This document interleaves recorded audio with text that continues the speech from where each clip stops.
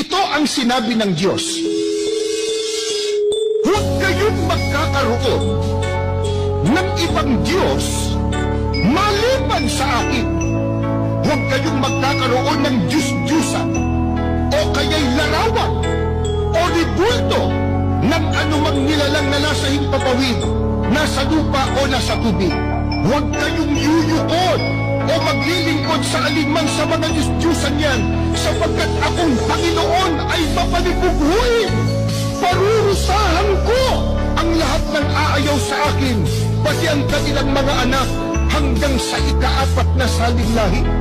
Napakabigat po palang kasalanan sa harap ng Diyos, yung pagsamba sa mga larawan, imahin o ribulto. Bakit? Ang Diyos mismo nagbawal. Ano sabi niya sa tao? Huwag kayong magkakaroon ng ibang Diyos maliban sa akin.